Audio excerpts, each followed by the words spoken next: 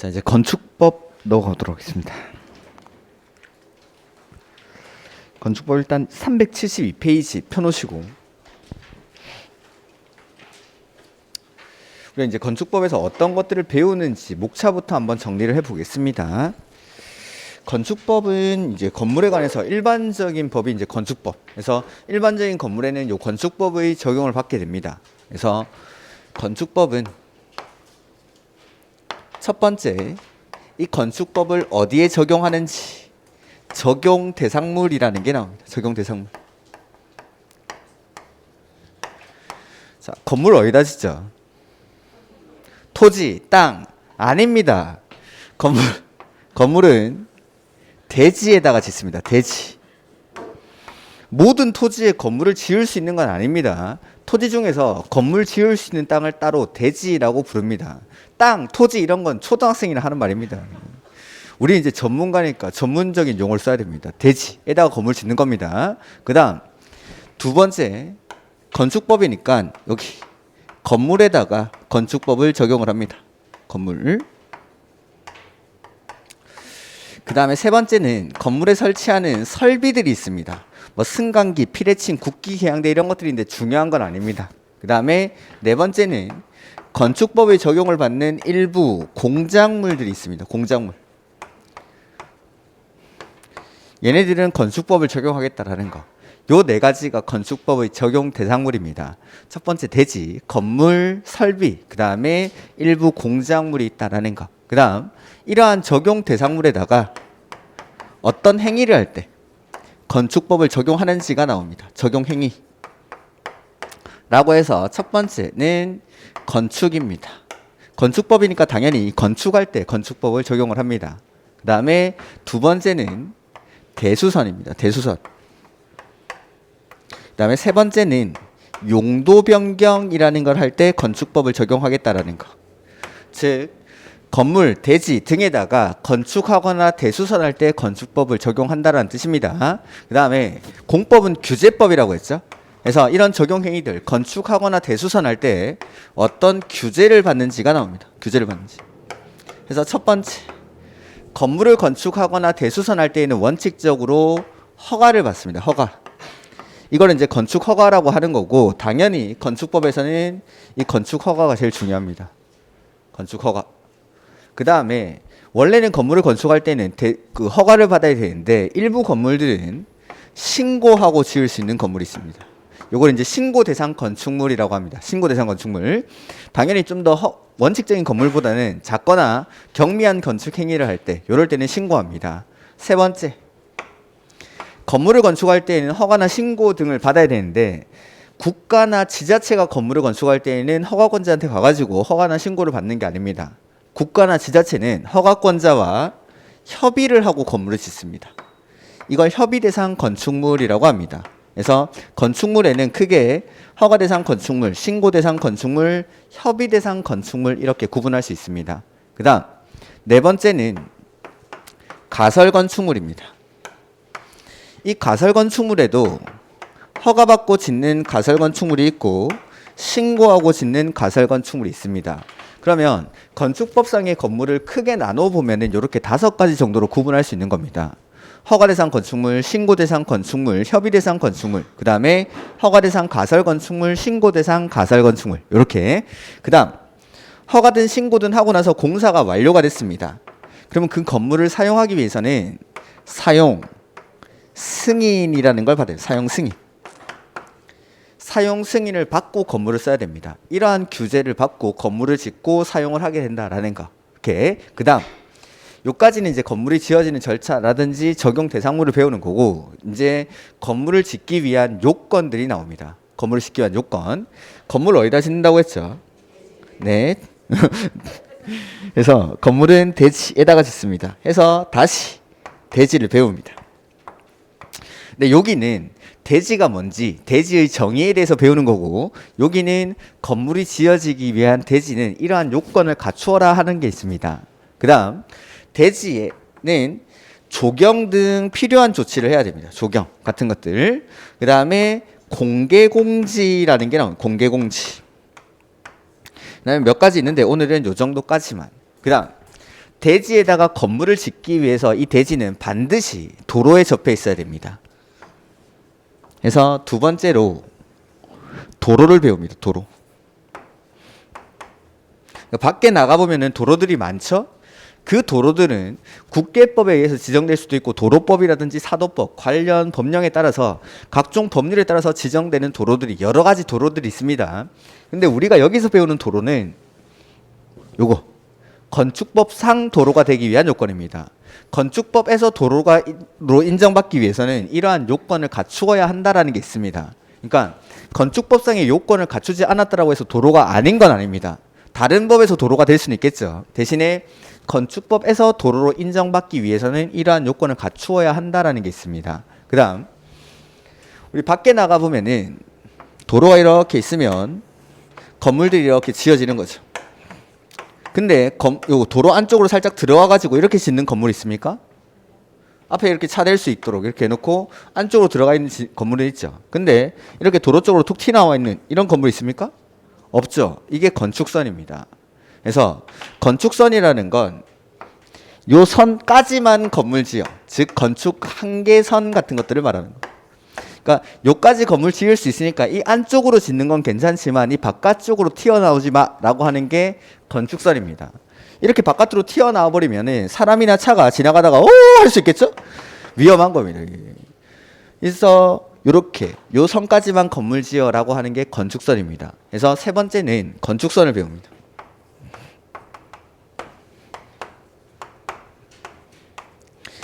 해서 도로에 접해 있는 대지에 건축선까지 건물을 짓고 건물을 짓는 과정에서 뭐 시공자가 공사를 하고 감리자가 감독 등을 하게 됩니다. 근데 이 건물이 지어지는 과정에서는 공인중개사가 뭐 그닥 개입할 여지가 없다라는 거죠. 해서 원래는 시험에 잘 안 나왔었는데 최근에 좀 지역적인 문제로 몇 개 출제를 한 적이 있습니다. 근데 저는 이거 안 보겠습니다. 그냥 버리겠습니다. 이런 건. 그 다음 건물이 완성이 됐습니다. 그럼 이걸 중개를 해야겠죠, 우리가. 그래서 이 건물을 설명을 해줘요, 설명을. 이 건물이 깔고 있는 대지 면적이라든지 바닥 면적, 건축 면적, 연면적 이런 것들 어떻게 계산하는지가 나옵니다. 그 다음에 이 건물의 높이나 층수 등을 계산하는 방법입니다. 산정하는 방법. 오케이. 그 다음에 여기는 따로 쓰지 않았는데 뭐 높이 제한이라는 게 있습니다. 가로구역 안에서의 높이 제한이라는 게 있고 1조 등의 확보를 위한 높이 제한 이런 것들이 있습니다. 그래서 햇빛을 보기 위해서 건물의 높이를 일정 이하로 규제를 하겠다라는 거. 그 다음에 뭐 이행강제금 같은 것들이 가끔 출제가 됩니다. 그래서 요 정도. 최근 건축법에서는 좀 지역적인 내용들이 많이 나오고 있습니다. 근데 그런 내용들까지 다 공부해버리면은 건축법만 반년해야 됩니다. 그래서 요거는 적당히 버려드릴 겁니다. 대신에 요 안에서 최대한 내가 배운 건 틀리지 않도록 확실하게 암기를 하고 가셔야 됩니다. 건축법이나 주택법은 어쩔 수 없이 건물이 지어지는 절차라든지 기술적인 내용이 많다 보니까 숫자도 많이 나오고 암기사항이 많습니다. 어쩔 수 없습니다. 이런 것들은 법의 특성상. 그래서 건축법에는 암기사항들이 좀 많이 나오는데 이런 것들 외우는 건 걱정 안 하셔도 됩니다. 제가 다 알아서 합니다. 제가 다 알아서 하니까 일단은 용어들 이해하시고 그 다음에 외우는 것 천천히 그때그때 제가 요거는 외워주십시오라고 하는 것들을 그때 늦지 않게 외우시기만 하면 됩니다. 이렇게 대신에 너무 양 벌리지 마시고 문제풀이 가서 여기 제가 목차에 안 쓴 것 중에 나오는 문제들이 있을 겁니다. 그런 것들은 좀 봐야 되는 것들이 몇 가지 있는데 그런 것들만 제가 따로 좀 찍어 드릴 겁니다. 그래서 총 7문제 중에 요 안에서 한 5문제는 나올 겁니다. 그러니까 요 안에서 최대한 틀리지 않도록 하는 게 중요한 겁니다. 그래서 일단은 첫 번째 건축법에도 용어의 정의가 나오는데 지금 우리 책은 제가 강의하는 순서랑 조금 다릅니다. 그래서 페이지를 좀 왔다 갔다 할 수 있는데 페이지 계속 불러드릴 테니까 용어의 정의랑 지금 적용 대상물이 섞여 있습니다. 그래서 요거 같이 한번 보면은 처음에 요 적용 대상물들이 나올 겁니다. 적용 대상물들 372페이지에 재정 목적 나오죠? 좋은 말이니까 한번 읽어보시고 용어의 정의의 1번 대지입니다. 372페이지. 자, 대지란 공간정보 구축 및 관리 등에 관한 법률에 따라 각 필지로 나눈 토지 및 각 필지로 나눈 토지. 그 옆에다가 이렇게 쓰죠.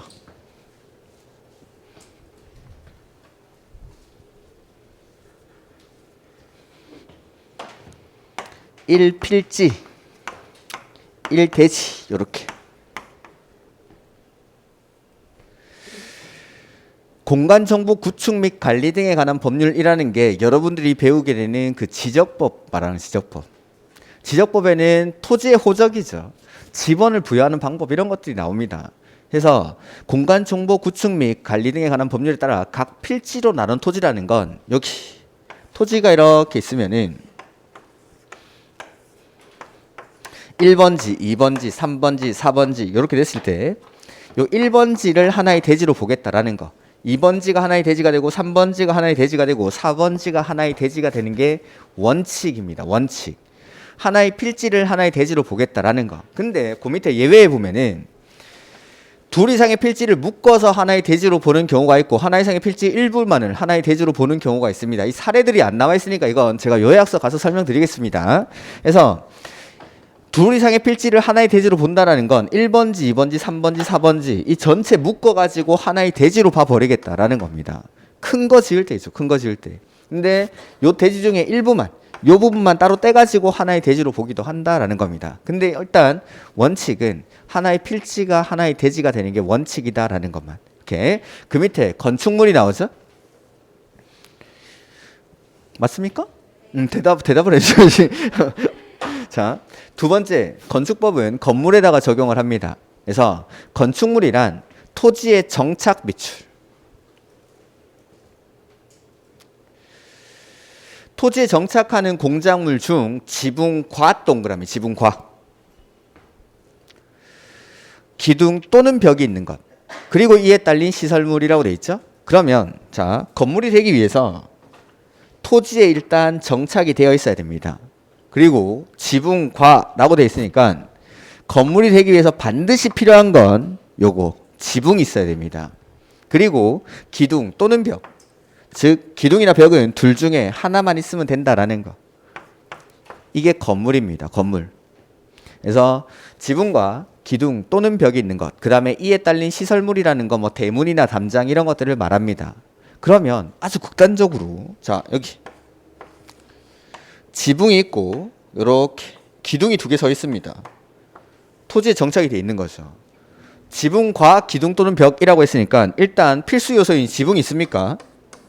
그 다음에 기둥 또는 벽이니까 기둥이나 벽은 둘 중에 하나만 있어도 됩니까? 그럼 이런 것도 건물이다 그 말입니까? 네. 어제 갔다 왔을 수도 있는데 주유소 같은데 주유소 같은 그런 건물도 건물이다라는 겁니다. 건물. 지붕과 기둥 또는 벽이 있는 거. 그 다음에 뒤에 보시면 지하나 고가의 공작물에 설치하는 이라고 되어 있습니까? 지하나 고가의 공작물에 설치하는 뒤에 사무소, 공연장, 점포, 차고, 창고 이런 것들도 건물입니다. 대표적으로 지하에 설치하는 점포, 지하상가입니다. 지하상가. 여기 밑에 있는 거. 지하상가 같은 것들이 건물에 해당한다라는 거. 그 다음 고가에 설치하는 이라고 되어 있는데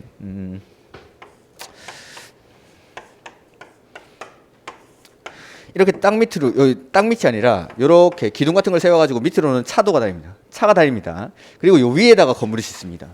위에다가 혹시 여기 음악 하시는 분 안 계세요? 음악 하시는 분들 그 악기 사러 가는 데 있죠. 낙원상가라고 들어보셨습니까? TV에 많이 나오는데 그런 데 좀 가보시고 낙원상가 구경 간 김에 어르신들 탁공공원 가가지고 친목도 좀 쌓고 그 옆에 인사동 갔다가 그 옆에 익선동 갔다가 이렇게 놀면 됩니다. 그 다 붙어 있습니다. 그 옆에 오셔가지고 저 밥도 좀 사주시고 이렇게 해서 이런 데 가보면은 이 밑에 도로입니다. 도로. 근데 이 위에 고가를 설치해가지고 이 위에 건물을 짓는 거죠.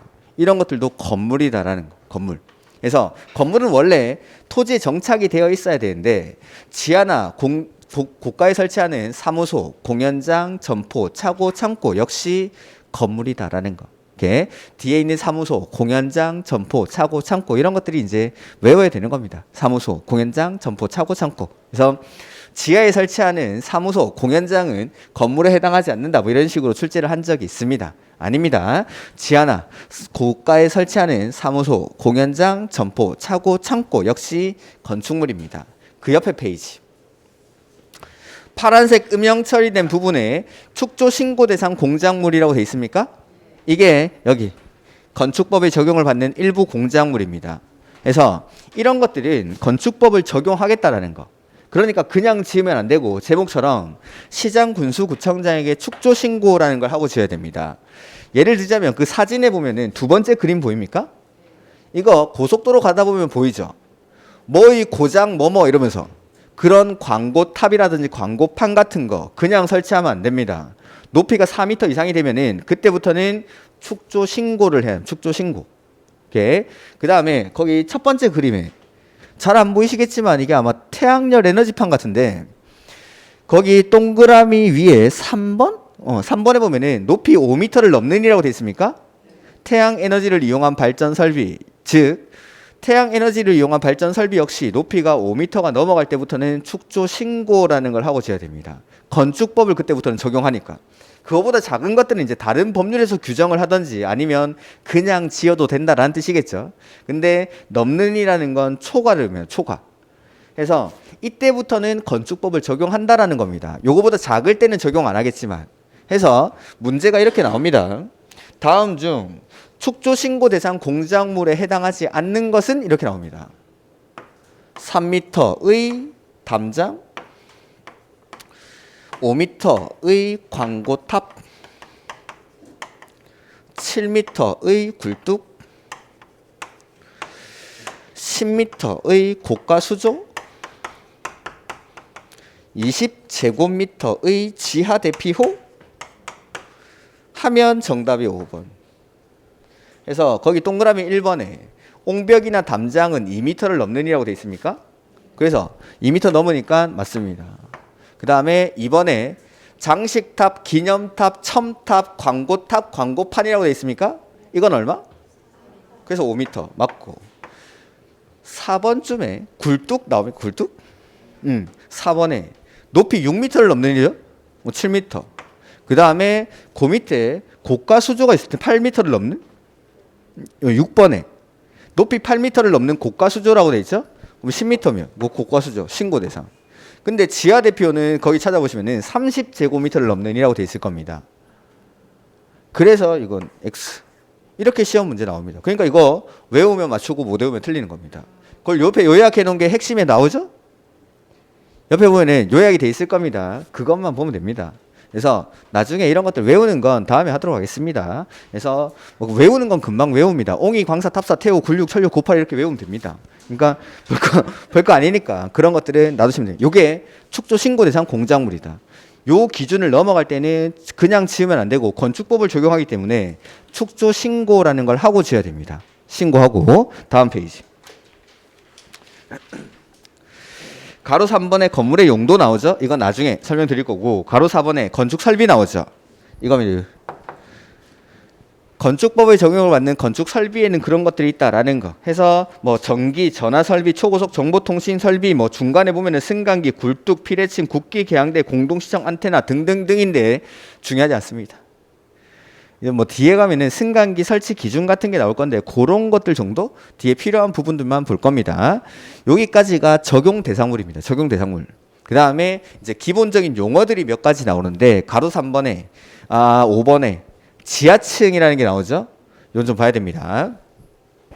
건축물의 바닥이 지표면 아래에 있는 층으로서 바닥에서 지표면까지의 밑줄 평균 높이가 해당 층 높이의 얼마? 밑줄 2분의 1 이상인 거. 이렇게 지표면에 있습니다. 자, 건축물의 바닥이 지표면 아래에 있다라고 돼 있죠. 그래서 이렇게 건물을 지었습니다. 그 다음에 위에 뭐 2층, 3층 이렇게 쭉쭉쭉 쌓아 올라가겠죠. 그래서 건축물의 바닥이 이렇게 지표면 아래에 있는 층으로서 바닥에서 지표면까지의 평균 높이입니다. 지금은 평지니까 평균 높이가 별 의미가 없겠죠? 평균 높이가 해당 층 높이의 얼마? 2분의 1 이상인 거. 노란색의 길이가 빨간색 길이의 2분의 1 이상인 게 바로 지하층. 즉 땅 밑에 묻혀있는 부분이 더 많은 겁니다. 이걸 지하층이라고 합니다. 다시 건축물의 바닥이 지표면 아래에 있는 층으로서 바닥에서 지표면까지의 요거 지표면까지의 평균 높이가 해당 층 높이 빨간색의 얼마? 2분의 1 이상인 거. 이걸 지하층이라고 합니다. 자, 평지에서는 아까 평균 높이가 별 의미가 없는데 이걸 의미 있게 만들어 보죠. 자, 여기가 경사지입니다. 아니면은 요쪽은 높은데 요쪽은 지표면이 낮습니다. 이렇게. 그래서 지표면의 높낮이 차이가 있는 거죠. 이럴 때는 바닥에서 건축물이 바닥이 지표면 아래에 있죠. 그리고 바닥에서 지표면까지의 최고 높이, 최저 높이 아니고 뭐가? 평균 높이. 최고 높이 아니고 최저 높이 아니고 평균 높이가 해당 층 높이의 2분의 1 이상인 거. 이런 것들을 지하층이라고 합니다. 이게 뉴스에 한번 나온 적이 있는데 건물을 지을 때 일부러 지하층을 만드는 경우가 있습니다. 자, 여기가 원래 평지였는데 흙을 여기다 쌓아버립니다.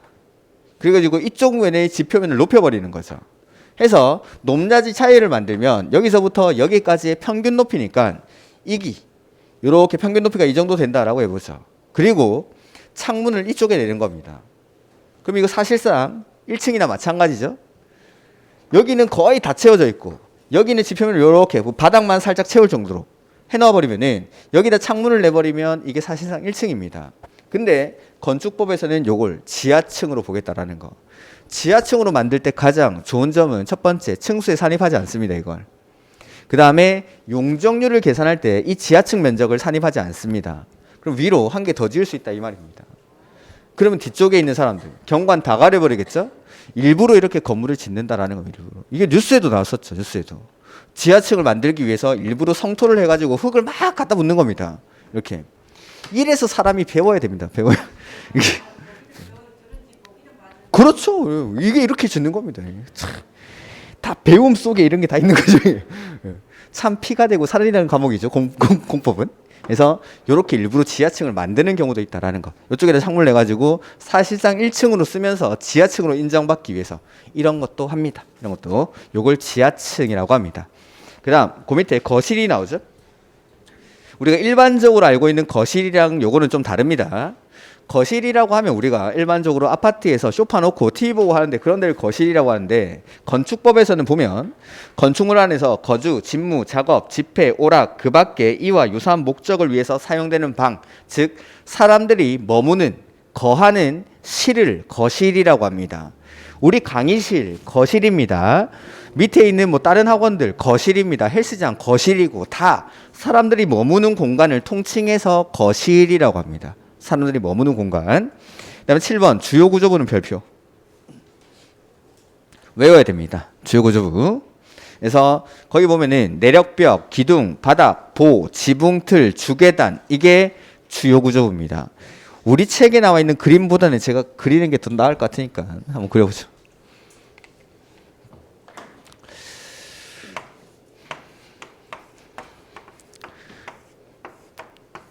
이 그림도 자주 그리니까 실력이 많이 향상이 되네.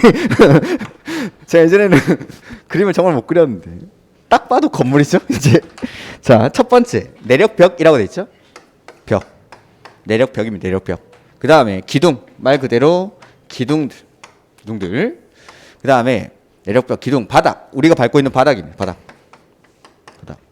그러니까 이런 주요 구조부들이 없으면 건물이 무너진다고 생각하시면 됩니다. 우리 밟고 있는 바닥 이거 없으면 어떻게 되죠? 그렇죠. 땅으로 떨어지겠죠. 밑으로. 공인중개사가 데려왔다가 네일아트 배우고 있을 수도 있는 겁니다. 미용학원으로 떨어지니까. 그래서 내력벽, 기둥, 바닥. 그 다음에 보호라는 건 우리 한옥 같은 데 가보면 대들보호라는 거 있죠? 그거 보자입니다. 그 보자. 그래서 요거. 이런 걸 보호라고 합니다. 보호. 그 다음에 지붕 틀이라는 게 나오죠. 지붕 틀. 지붕 틀은 우리 지붕을 만들고 나면은 지붕 위에 이 덮어야 됩니다. 재료를 얹어가지고. 근데 이 틀이라는 게 없으면은 지붕을 덮기 위한 재료를 얹을 수가 없겠죠? 그래서 지붕을 덮기 위한 재료를 얹기 위한 틀을 지붕 틀이라고 합니다. 그리고 주계단은 말 그대로 주계단. 건물 안에 있는 주계단. 해서 뒤에 보면은 다만이라고 해서 사이기둥, 최하층 바닥, 작은 보, 차양, 옥외계단 이런 것들은 주요 구조부에 해당하지 않습니다. 그러니까 다음 중 주요 구조부에 해당하는 것을 모두 고른 것은 했을 때 오답으로 나오는 게 그 다만 뒤에 있는 것들. 그래서 뭐 사이기둥, 작은 기둥들, 최하층 바닥. 우리가 밟고 있는 바닥은 밑으로 떨어질 수 있지만 최하층 바닥은 없어도 밑에 땅이 있겠죠. 그 다음에 작은 보. 차양이 햇빛 가리개 같은 거 말하는 거죠. 그 다음에 주계단은 주요 구조부지만 옥외계단 이런 것들은 주요 구조부에 해당하지 않습니다. 이렇게 해서 요 6가지 기억을 하셔야 됩니다. 내력벽, 기둥, 바닥, 도, 지붕, 틀, 주계단. 철수랑 영희가 있습니다. 이 철수가 좀 멍청한 거죠. 그래서 철수는 내기를 하면 바보라서 맨날 영희한테 지주? 이렇게 내기, 바보, 지주 6가지가 주요 구조부입니다. 내기, 바보, 지주 이렇게 6가지. 그 다음에 어디를 볼 거냐면 380페이지 한번 보죠. 380페이지. 380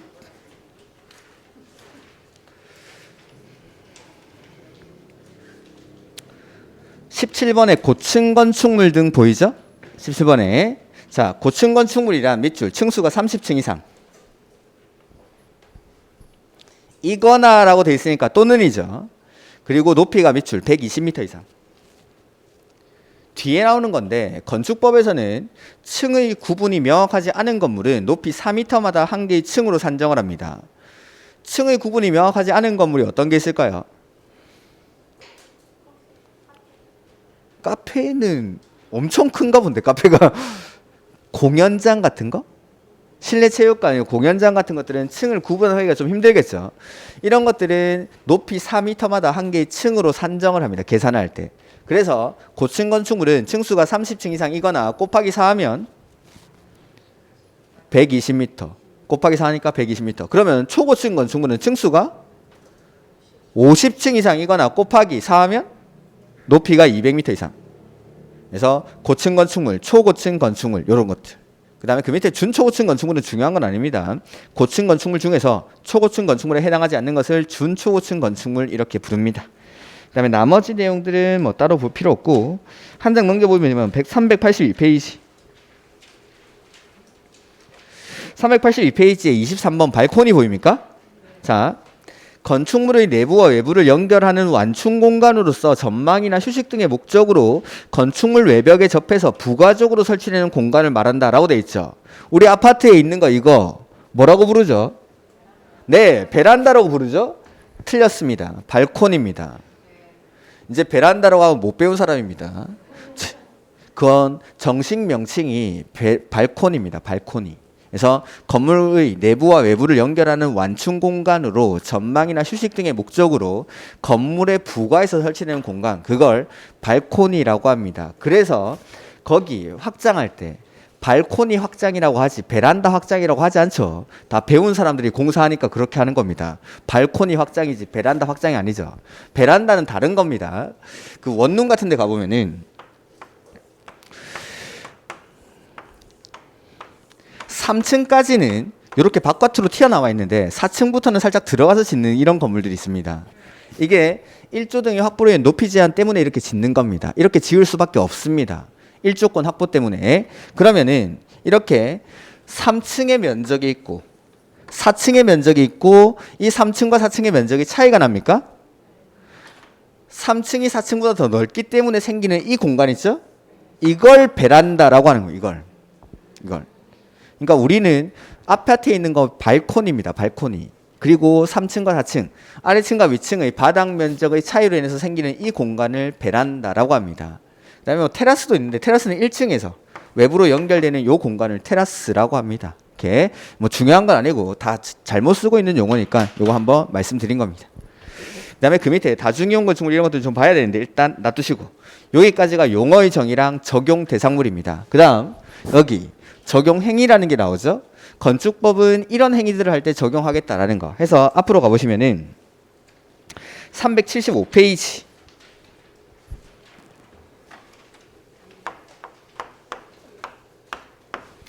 375페이지에 가로 8번 보면은 건축이라는 게 나오죠. 건축. 그래서 건축법은 건축이라는 걸 할 때 적용을 합니다. 거기 그림이 나오는데 한 장 넘겨볼까요? 거기 건축에 대해서 설명이 돼 있죠. 건축법상 건축에는 크게 5가지 행위가 있습니다. 첫 번째 신축, 두 번째는 증축, 세 번째는 개축, 네 번째는 재축, 다섯 번째는 이전.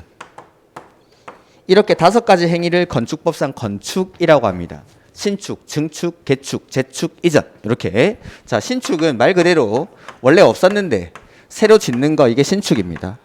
증축은 원래 있는데 건축 면적, 연면적, 바닥 면적, 높이, 층수 이런 거 아무거나 늘어나면 증축.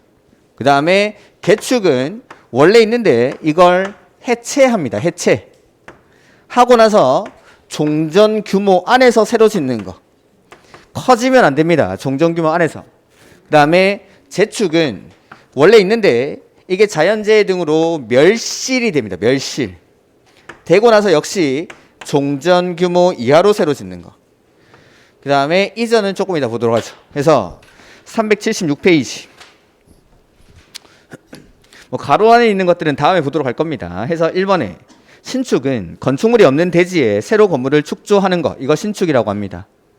2번에 증축은 기존 건축물이 있는 대지에서 건축물의 건축면적, 연면적, 층수, 높이 어떻게 되죠? 밑줄 늘리는 거. 그냥 늘어나면 증축입니다. 세 번째, 개축이란 기존 건축물의 전부나 일부를 두 줄 내려와서 해체 동그라미 하고 거기 그 대지의 밑줄 종전과 같은 규모의 범위에서 다시 축조하는 거. 그래서 커지면 안 됩니다. 같거나 작게 짓는 거. 그 다음에 재축은 건물이 천재지변일 그 밖에 제외로 멸실 동그라미.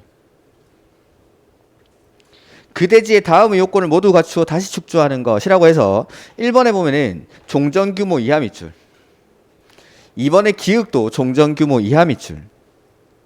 사실 재축은 좀 더 크게 지을 수도 있습니다. 근데 그 2번의 니은의 요건을 충족해야 되는데 그거 일단 놔두시고 아무튼 개축이나 재축은 종전 규모 이하로 해야 되는데 차이가 나는 건 개축은 원래 있던 건물이 어떻게 되죠? 해체는 내가 하는 거죠. 내가 고치기 위해서 해체를 하는 겁니다. 이걸 고칠 개자를 쓰는 겁니다. 그래서 근데 재축은 자연재해 등으로 어떻게 됩니까? 내가 하는 게 아니죠. 없어지고 나서 새로 다시 짓는다라고 해서 다시 재자를 쓰는 겁니다. 재축. 이렇게. 근데 요거 종전 규모 이하로 새로 짓겠다라는 거. 그다음 이전은 주요 구조부가 뭐였죠? 내기, 바보, 지주, 내력벽, 기둥, 바닥, 보, 지붕틀, 주계단 이렇게 6가지를 주요 구조부라고 합니다. 이러한 주요 구조부를 해체 어떻게? 밑줄 해체하지 아니하고 그 뒤에 같은 대지라고 되어 있습니까? 다른 대지라고 되어 있습니까? 같은 대지에서 위치를 옮기는 걸 이전이라고 합니다. 같은 대지 밑줄. 지금까지 시험은 이전이 제일 많이 나왔습니다. 시험에 낼 게 많으니까 주요 구조부를 해체하고 이렇게 내고 같은 대지인데 다른 대지 이렇게 바꿔내고 이렇게. 그래서 이게 이제 기본적인 개념들입니다. 여기서 좀 더 이제 발전된 개념들이 있는데 그거는 다음 과정에서 보도록 할 겁니다. 그래서 일단 건축법상 건축에는 5가지 신축, 증축, 개축, 재축, 이전 이렇게 5가지를 건축법상 건축 이렇게 부릅니다. 신축, 증축, 개축, 재축, 이전 이렇게. 그 다음에 밑에 보면은 대수선이 나오죠. 요건 뭐 좀 왜 설명을 하면 좀 많아서 일단은 대수선이 뭔지만 보면은 건축물의 기둥, 보, 내력벽, 주계단 등 구조나 외부 형태를 수선 변경하거나 증설하는 곳으로서 대통령령으로 정하는 것을 말한다라고 돼 있죠. 그래서 1번에 내력벽이라고 돼 있어요. 내력벽. 1번에. 그 다음에 기둥이라고 돼 있고 세 번째는 그 바로 밑에 있습니다. 뭐 넘기고 이렇게 없는데 376페이지 거기 10번에 내력벽, 기둥, 바닥. 그 다음에 4번에 보라고 돼 있죠. 맨 앞에. 그 다음에 5번에 보면은 방화벽이나 방화구획을 위한 바닥 인하벽. 6번에 주계단, 피난계단, 특별피난계단. 그 다음에 7번에 다가구나 다세대, 가구간이나 세대 간의 경계벽. 그 다음에 8번에 외벽 마감재료. 이게 대수선의 대상입니다. 우리 집에서 인테리어 공사할 때 보통 허가받고 합니까? 그냥 합니까? 대수선이 아니기 때문에 그냥 할 수 있는 겁니다. 대수선의 대상은 얘네들만. 내력벽, 기둥, 바닥, 보, 방화벽이나 방화 구획을 위한 바닥이나 벽, 주계단, 피난계단, 특별 피난계단, 다가구, 다세대, 가구간이나 세대 간의 경계벽, 건물의 외벽 마감 재료를 일단 숫자는 놔두시고 보지 마시고 그 8번까지 싹 다 보면 뒤에 증설, 해체, 수선, 변경이라는 글자가 나올 겁니다. 방금 읽었던 그 8가지 얘네들을 증설하거나 해체하거나 수선하거나 변경하는 행위를 대수선이라고 합니다. 집에 뭐 인테리어 고치거나 리모델링 같은 거 할 때 보면은 그 벽을 터가지고 방을 하나로 만들고 이런 경우가 있죠. 그게 만약에 내력벽이라면 그냥 하면 안 됩니다. 그거 내력벽을 해체해버리는 겁니다. 이건 대수선이기 때문에 그냥 하면 안 되고 허가를 받아야 됩니다. 대수선에 해당해서. 근데 우리가 집에서 그냥 인테리어 공사한다 라고 하면은 그냥 할 수 있는 건 대수선이 아니기 때문에 그냥 하는 겁니다. 근데 그 인테리어 리모델링이 대수선에 해당하는 공사를 수반할 때는 그냥 하면 안 되고 허가받고 하는 겁니다. 그래서 뭐 보통 오래된 아파트에 막 벽 허물고 막 이러는 거 있죠? 그거 그냥 함부로 하면 안 됩니다. 건물에 위험하기 때문에 허가를 받고 해야 된다라는 거. 그래서 대수선은 아무거나 고치는 게 아니라 거기 1번부터 8번까지 있는 것들. 얘네들을 증설, 해체, 수선, 변경하는 행위를 대수선이라고 합니다. 그 다음 뭐 옆에 11번에 보면은 리모델링이라는 게 나오죠. 건물의 노후화 억제, 기능 향상 등을 위해서 대수선하거나 건물의 일부를 증축, 개축하는 행위를 리모델링이라고 합니다. 뭐 이런 것들 옆에 비교라고 되어 있는데 이런 것들은 우리 주택법을 좀 보고 말씀을 드리겠습니다. 일단 나머지 놔두시고 그 다음에 자 저는 여기 적용 행위에 보면은 용도 변경이라는 걸 써놨죠. 지금 설명드리겠습니다. 지금 자 이건 어디냐면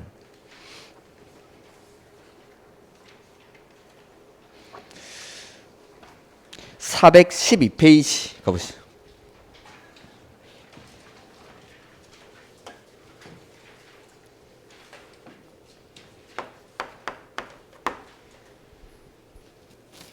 (412페이지에) 가보시면은 표가 하나 보일 겁니다. 자, 우리나라에 수많은 건물들 있죠? 요걸 크게 분류하면 일단 9개의 시설군으로 구분합니다. 9개의 시설군으로. 거기 1번부터 9번까지 있는 거 있죠? 자동차 관련 시설, 산업 등 시설, 전기통신, 문화집회, 영업, 교육, 복지, 근린, 주거 업무, 기타 이렇게 9가지로 구분을 합니다. 그 다음 이 9개의 시설군들마다 요게 다시 비슷한 시설들끼리 29개의 용도로 세분을 합니다. 그러니까 29개의 용도들을 요 비슷한 9개의 시설들로 이렇게 묶어 놓은 겁니다. 이 29개의 용도들마다 해당하는 건물의 종류가 있습니다. 그게 거기 404페이지 한번 가볼까요?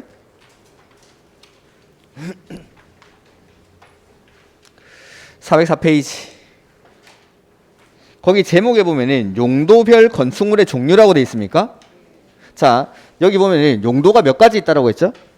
29가지 해서 1번 뭐라고 되어 있습니까? 단독주택. 단독주택에 해당하는 건물이 뭐가 있냐라는 겁니다. 해서 단독, 다중, 다가구, 공관 이런 것들을 단독주택이라고 합니다. 이번에 공동주택이라고 되어 있습니까? 공동주택에는 아파트, 연립, 다세대, 기숙사가 있습니다. 3번에 1종 근생이라고 되어 있습니까? 4번에 2종 근생이라고 되어 있습니까? 그리고 넘겨보시면 5번부터 해가지고 쭉쭉쭉쭉 넘어가면 410페이지 마지막에 29번 야영장 시설이라고 되어 있습니까? 즉 요거 29개의 용도들마다 어떤 건물들이 이 용도에 해당하는지가 쭉 나와 있는 겁니다. 올해 시험 문제 이거죠. 시험 문제 외우셔야 됩니다. 제가 있지 않습니까?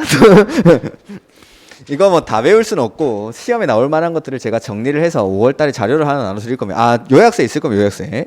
그래서 그걸로만 보면 됩니다. 뭐 제가 찍었던 것 중에 하나 나왔습니다.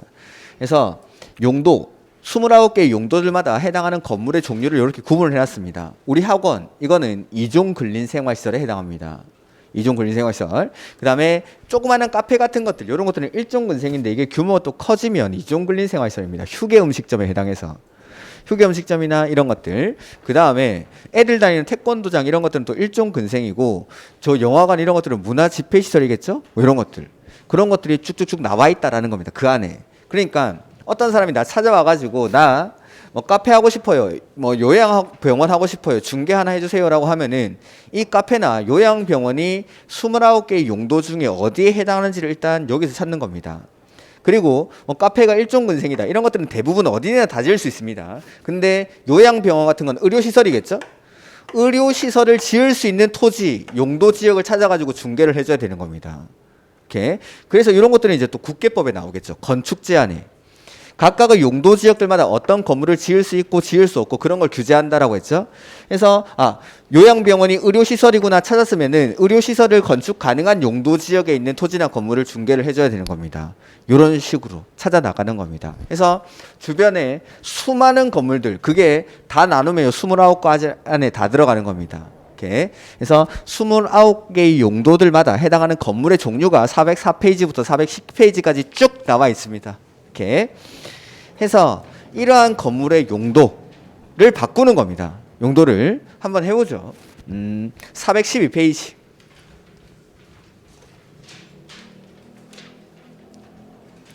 뭘 가지고 해보지? 자, 여기 지금 의료시설이라고 해보죠. 지금 종교재단에서 운영하던 의료시설이었는데 그냥 야 병원 하지 말고 우리 종교시설이나 제대로 하자라고 하는 겁니다. 병원 하다가 이걸 절이나 교회로 바꿨습니다. 자, 의료시설은 거기 6번에 있습니까? 종교시설 한번 찾아보시겠습니까? 4번에 문화집회시설군에 있죠. 그럼 방향이 위로 올라갑니까? 허가받아야 됩니다. 옆에 화살표 보이죠? 그 뜻입니다. 화살표가 위로 이렇게 올라가 있죠. 이럴 때는 허가를 받아야 됩니다. 그러니까 29개의 용도 중에 다른 용도로 바꿀 때 이럴 때 허가받는지 신고하는지 그게 용도 변경입니다. 자, 그러면 지금 의료시설인데 이걸 업무시설로 바꿔보죠. 업무시설 어디 있죠? 주거 업무시설군에 있죠. 방향이 내려옵니까? 이건 신고합니다. 그래서 자, 29개의 용도들 중에 위에 있는 용도로 올라갈 때는 허가를 받고 내려갈 때는 신고하는 거. 이게 용도 변경입니다. 근데 자, 지금 의료시설인데 이걸 노유자시설로 바꿔보죠. 어르신들 뭐 복지원 이런 것들 노인복지주택 이런 걸로 짓는 겁니다.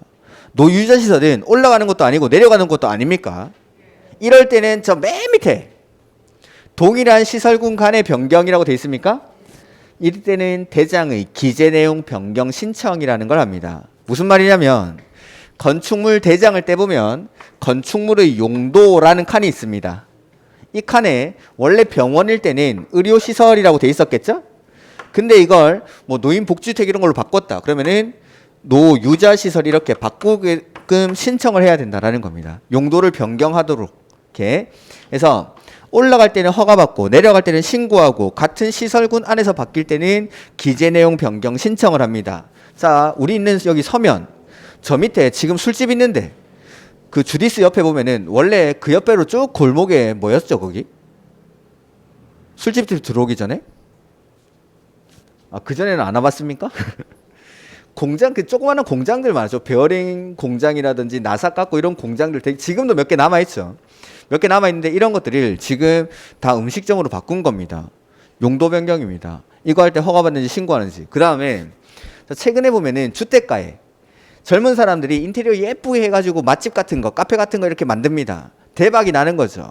그러면은 그 소식을 듣고 젊은 사람들이 한 명, 두 명씩 몰려들면서 그 골목에 예쁜 가게들이 많이 생깁니다. 그러면서 무슨 길 이런 거 생기죠? 이런 것들이 생깁니다. 그때 나도 여기 집이 하나 있었는데 여기다가 나도 가게나 해볼까 하고 음식점이나 카페를 차립니다. 주택으로 쓰던 걸 바꾸는 거죠. 용도 변경입니다. 그러니까 이게 실제로도 많이 쓰이기 때문에 시험에도 많이 나오는 겁니다. 그래서 이게 문제는 다음 중 허가 대상에 해당하는 것은 다음 중 신고 대상에 해당하는 것은 이 찾는 거의 문제입니다. 당연히 표를 외워야 문제를 풀 수 있겠죠. 표를 주고 풀라고 하진 않을 테니까. 해서 요걸 통째로 외우시면 됩니다. 이렇게. 이거 뭐 외우는데 보통의 학원에서는 한 5분 30초 정도 걸리는데 뭐 얼마 안 걸립니다. 5분 30초면 다 외웁니다. 그리고 이거는 한 1, 2월 달 정도부터 외워볼 겁니다. 이거 별로 오래 안 걸립니다. 그래서 이게 올라갈 때는 허가받고 내려갈 때는 신고한다. 즉 위에 있는 시설일수록 좀 더 위험한 시설이라고 생각하시면 됩니다. 그래서 위에 걸로 바꿀 때는 위험하니까 허가받게 하고 내려올 때는 신고만 해도 된다라는 거. 이렇게 요걸 용도 변경이라고 합니다. 용도 변경. 그래서 요 정도까지. 그 다음에 앞쪽으로 넘어가 보시면 다시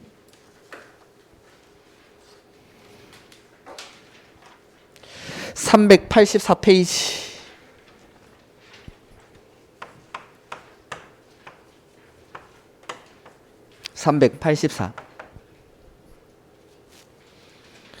거기 보면은 건축법의 적용 범위 및 지역이라고 돼 있죠. 자, 아까 건물이 뭐였죠? 네, 기억하기 힘들겠죠? 토지에 정착하는 공작물 중 지붕과 기둥 또는 벽이 있는 것, 내지는 이에 딸린 시설물, 내지는 지하나 고가의 공작물에 설치하는 사무소, 공연장, 점포, 차고, 창고 이런 것들을 건축물이라고 합니다. 그러면 그 사진에 우리나라 국보 1호가 뭐죠? 남대문. 보물 1호는 동대문이죠? 이거 건물입니까? 네! 지붕 있고 기둥 있고 벽 있으니까 건물 맞죠? 근데 건축법을 적용하지 않겠다라는 겁니다. 박스 안에 1번에 문화재 보호법에 따른 지정문화재나 임시지정문화재라서 얘네들은 문화재 보호법의 적용을 받는 거지 건축법의 적용을 받는 게 아닙니다. 지정문화재나 임시지정문화재. 해서 건축물이긴 하지만 건축법을 적용하지 않는 건물이 있다라는 겁니다. 그 대표적인 게 1번에 있는 지정문화재나 임시지정문화재 같은 것들. 그리고 뭐 3번에 보면은 고속도로 통행료 징수시설, 톨게이트죠? 그 다음에 마지막에 뭐 하천구역 내에 있는 수문 조작실, 저 하구뚝에 가면은 문 열었다 닫았다 하는 거 있죠? 그런 거. 건축물이긴 하지만 건축법을 적용하지 않겠다라는 겁니다. 그래서 이것도 뭐 다음 중 건축법을 적용을 받아야 하는 건축물에 해당하는 것은 해당하지 않는 것은 뭐 이런 식으로 출제를 합니다. 이렇게. 그래서 이런 것들이고 가로 2번에 건축법 적용 대상 지역이라는 게 나오죠. 거기 한반도 그림 옆에 보면은 기흥, 니은, 디귿이 나올 겁니다. 그거부터. 자, 도시지역, 지구 단위 계획 구역, 내지는 동 또는 읍 지역, 여기. 도시지역이나 지구 단위 계획 구역, 내지는 동 또는 읍 지역입니다. 여기서는 건축법을 100% 적용을 합니다. 그래서 여기를 건축법의 전면적 적용 대상 지역 이렇게 부릅니다. 여기는 건축법을 다 적용하니까 도시지역, 지구 단위 계획구역, 동 또는 읍 지역에서는 건축법을 다 적용한다라는 거. 근데 도시지역도 아니고 지구 단위 계획구역도 아니고 동이나 읍도 아닙니다. 옆에 페이지 표가 하나 보입니까? 도시지역도 아니고 지구 단위 계획구역도 아니고 동이나 읍이 아닌 지역입니다. 여기 어딜까요? 강원도 평창군 위지면 토술입니다. 저 산골짜기에서는 건축법의 일부 규정을 적용하지 않습니다. 그 적용하지 않는 규정이 옆에 보이죠? 아직 안 배웠습니다. 놔두시면 됩니다. 그래서 이런 게 대신에 요거 도시지역, 지구단위 계획구역, 동이나 읍에서는 건축법을 100% 적용한다라는 거. 요게 적용 대상 지역입니다. 그 다음 자 지금 보면은 이제 적용 대상물 했고 적용 행위 했죠. 건축하거나 대수선할 때 어떤 규제를 받느냐라는 건데 건축하거나 대수선할 때 원칙은 뭐 받아야 되죠?